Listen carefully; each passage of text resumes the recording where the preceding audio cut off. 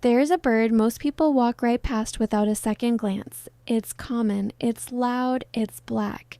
And for centuries, it's been cast as a bad omen, a pest, a symbol of death. But scientists who have spent decades studying this bird are quietly rewriting what we thought we knew about animal intelligence, emotion, and social life. Not in primates, not in dolphins, in crows. Crows can count. They plan for the future. They recognize individual human faces and hold grudges against the ones who wronged them for over a decade. They hold what can only be described as funerals. Some leave gifts for the people they trust. And in 2020, a landmark study published in Science confirmed that crows possess a form of subjective consciousness, a level of self-aware thinking long believed exclusive to humans and a handful of primates. So before you dismiss that crow watching you from the telephone wire, know this. It might remember you, and it definitely has something going on inside that dark, glossy head.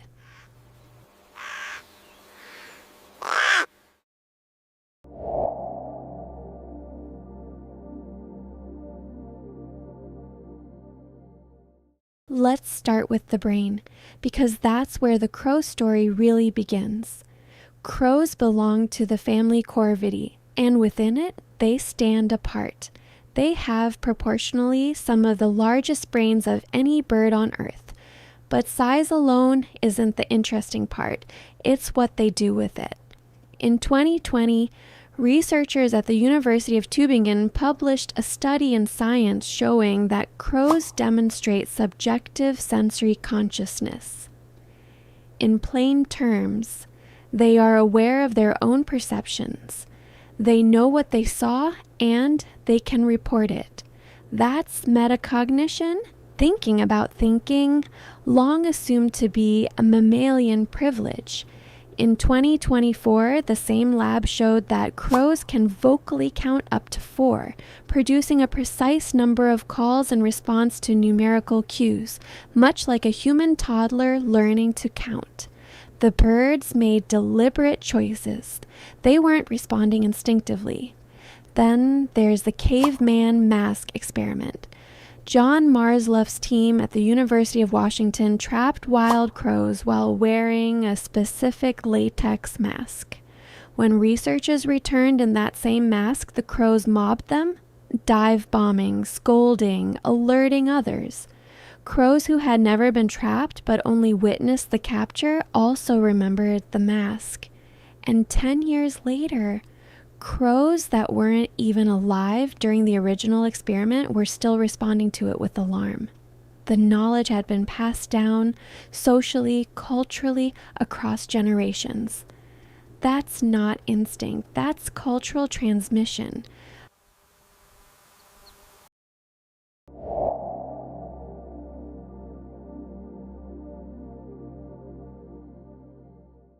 A group of crows is called a murder, which is a terrible name for one of the most family-oriented animals in the bird world. American crows are socially monogamous.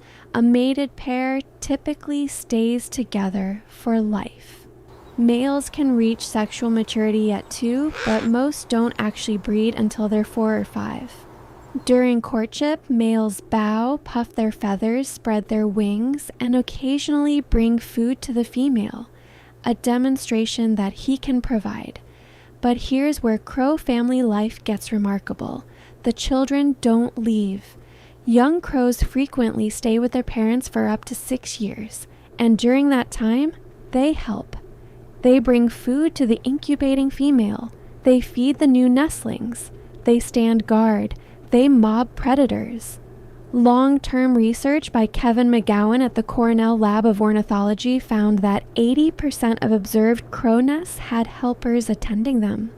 A single family can grow to include up to 15 individuals across multiple generations. This is called cooperative breeding, and research shows that families with helpers consistently raise more chicks.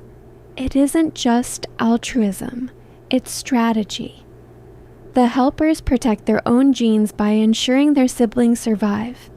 These birds, draped in black and associated with omens for centuries, are out there running multi-generational family communes, deeply connected, fiercely cooperative, and extraordinarily caring.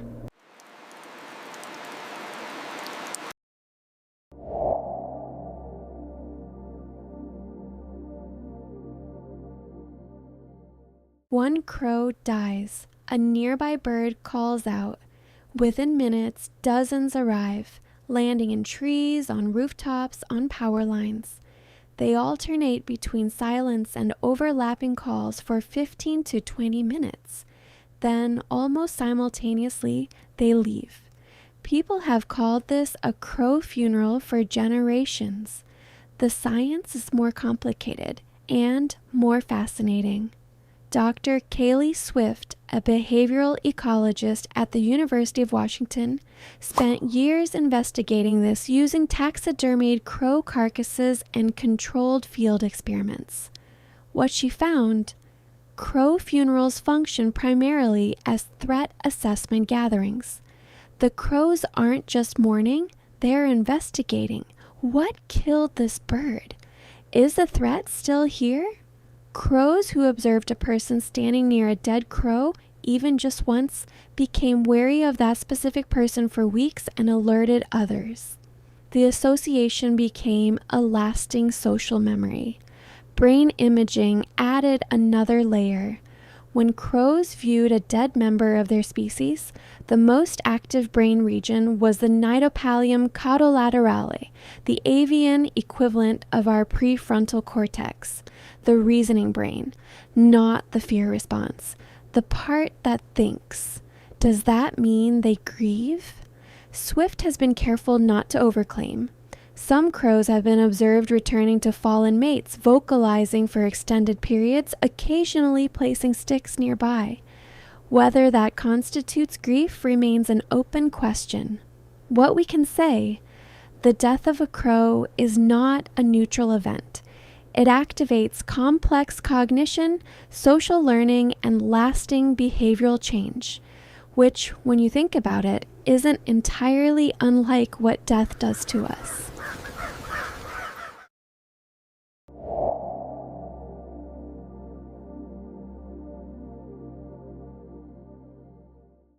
Long before scientists were imaging crow brains, humans were already paying close attention to these birds.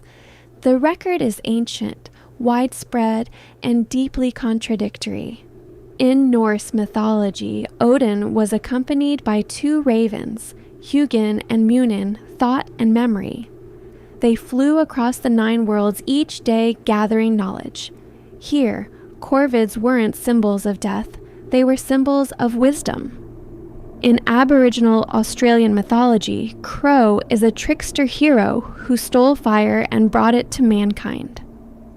In many Native American traditions, Crow was a sacred keeper of wisdom. The Chippewa, the Hopi, the Tlingit, many tribes had Crow clans. And yet in Western Europe, the picture shifted entirely. Crows were battlefield scavengers drawn to the aftermath of war. That visibility in humanity's darkest moments branded them. Medieval folklore painted them as harbingers of doom. Edgar Allan Poe finished the job in 1845, and the crow's reputation has struggled in the Western imagination ever since. But look at what actually caused the fear: the color black, the association with carrion, a call that doesn't sound like a song, and an uncanny, watchful presence that made humans feel observed, which, to be fair, they were. Crows were watching. They always are. The mythology got the intelligence right. It just got the moral wrong.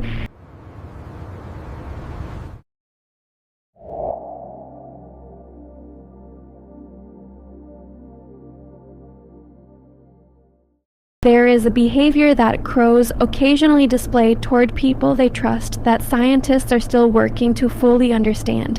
It's been called gifting. And while ornithologists are careful with the word, the phenomenon is well documented. Crows leave things: buttons, soda tabs, coins, polished stones, bits of shiny foil.